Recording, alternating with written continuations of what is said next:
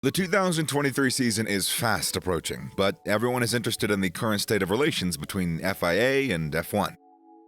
The sport's been relatively calm as both the FIA and F1 prepare for the upcoming season, but the two bodies don't want to be in the same room with each other now that they're reading from different scripts.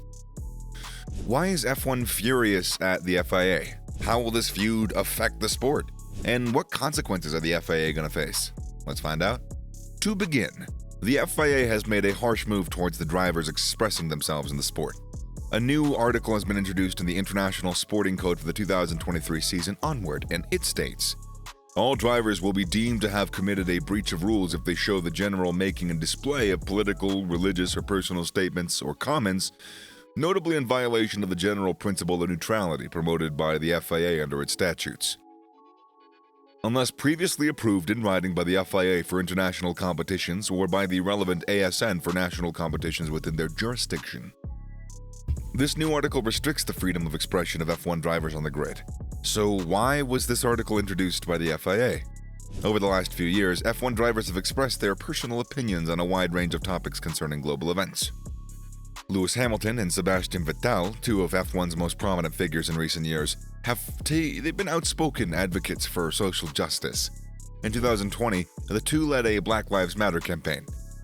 Hamilton wore a t-shirt bearing the words, "Arrest the cops who killed Breonna Taylor." At the 2020 Tucson Grand Prix in the sport of the 26-year-old African woman who was fatally shot in her Louisville, Kentucky apartment. This prompted the FIA to recommend all drivers to wear their driving suits up to the neck for the podium and post-race interviews. However, this didn't prevent Vettel from doing what he loves most, as he wore the Same Love t-shirt at the 2021 Hungarian Grand Prix in response to the country's proposed anti-LGBTQ+ laws. Those are just a few of the things that F1 drivers have done to express their opinions on the grid and off the grid. Next, how has the F1 community responded to the FIA's ban? Many people in Formula One have spoken out against this move by the FIA, calling it brutal and hypocritical. While talking to the media, Alfa Romeo driver Valtteri Bottas weighed in on this issue, saying, "I don't understand why they want to control us. I think we should have the right to talk about what we want." That's how I see it, but we'll see what happens. While speaking to The Telegraph, Chief Executive of Global Athlete Rob Kohler urged F1 drivers to rebel against this new rule, just like the athletes did in 2020 against the IPC and the IOC, forcing them to relax their rules on freedom of expression. It's blatantly hypocritical to tell athletes to stick to their sports and stay out of politics, while the FIA consistently leverages politics to their advantage. Freedom of expression is a basic, fundamental human right, and sports rules can't supersede human rights. Many people look up to athletes as agents of change. The example set by the FIA is that every child, youth, and adult watching the sport should remain silent on social justice issues. It is just wrong. Shame on the FIA, said Kohler. There are still so many barriers in place. Hopefully it's not going to be like this for much longer, but it's just sad to see that we're still finding those things today, Hamilton said in an interview with the New York Times via F1 Fall while talking about discrimination in F1, possibly in reaction to the FIA's ban. "I'd rather not race again, and have done that and spoken out for people that continue to do what I was doing," he added. It'll be interesting to see how the FIA's new rule is implemented during the upcoming season, as well as what effects, if any, it has on the sport. How it affects individual drivers and whether or not those drivers are willing to accept the penalties that may result.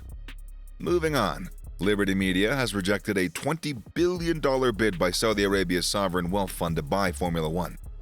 According to reports by Bloomberg, the Saudi Arabia's public investment fund made a bid of over $20 billion to F1's owner Liberty Media last year.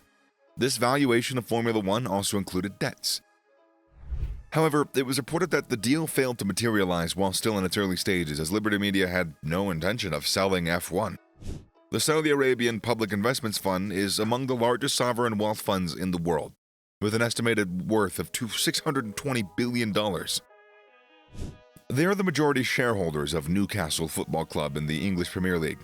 It's reported that the Saudi-led consortium still hasn't lost interest in owning F1, as they're still interested in acquiring it should Liberty Media ever change their mind.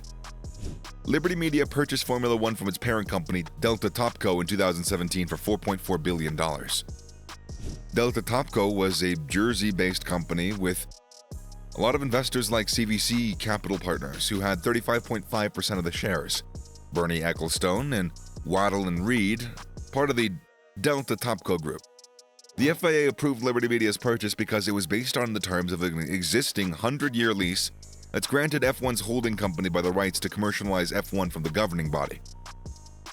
Former FIA President Max Mosley and former F1 CEO Bernie Ecclestone agreed to extend a 15-year lease, signed in 1995 until the year 2110, for a $313 million in the year 2000.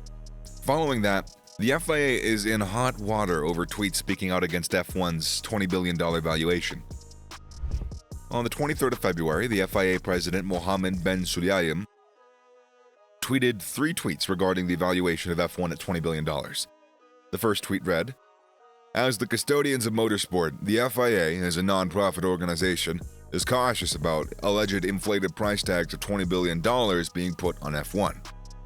He continued in the next tweet saying, "Any potential buyer is advised to apply common sense. Consider the greater good of the sport and come with a clear, sustainable plan, not just a lot of money."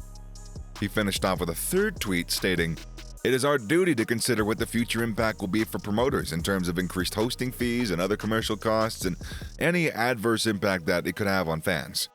According to Ben Sulayem, anyone who would buy F1 at this value would want to get returns on the invested money faster. This would result in situations such as increasing the race hosting fees and the cost of TV contracts in an attempt to recoup the large sum of money that they paid for it.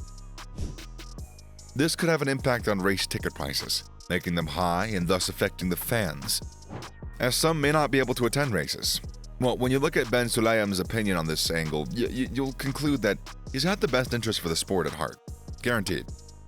However, when you're Liberty Media, it's going to be a different case, as it already is. Sulayem has been accused of meddling in matters that are outside of his jurisdiction, as his tweets have infuriated F1's leadership, resulting in increasing tensions between F1 and the FIA. Finally, Liberty Media threatened legal action over the FIA tweets. Angered by the tweets made by the FIA President Ben Sulayem in his official Twitter account, F1 and its owner wrote a letter to the FIA. The letter was written by F1's chief legal officers, Sacha Woodward-Hill and Renee Wilm. The letter claimed that Sulayem's comments exceed the remit of both the FIA and its contractual rights. F1 and its owner, Liberty Media, wrote to the FIA, claiming that Sulayem's tweets exceeded the remit of both the FIA and its contractual rights. According to the letter, F1 has the exclusive right to exploit the commercial rights in the FIA F1 World Championship under the terms of the 100-year lease agreement that it has with the FIA. The FIA has given unequivocal undertakings that it will not do anything to prejudice the ownership, management, and/or exploitation of those rights. The comments made from the FIA's president's official social media account interfere with our rights in an unacceptable manner, the letter states. It also goes on to state, "Any suggestion or implication to the contrary, or that any potential purchaser of the F1 business is required to consult with the FIA, is wrong." Commenting on the value of a listed entity, especially claiming or implying possession or inside knowledge while doing so, risks incredible damage to the shareholders and investors of that entity, not to mention potential exposure to serious regulatory consequences. To the degree that these comments damage the value of Liberty Media Corporation, the FIA might be liable as a result. Hope and trust that it will not be necessary to address this issue again. Well, who would want to see the value of their business reduced in a tweet? Do you think Ben Sulayem was right in addressing the matter publicly instead of privately? And how do you think the situation is going to play out? Let us know in the comment section below. And that marks the end of today's video. I hope you enjoyed it. Make sure to hit that like and subscribe button on your way out. And I thank you for tuning in.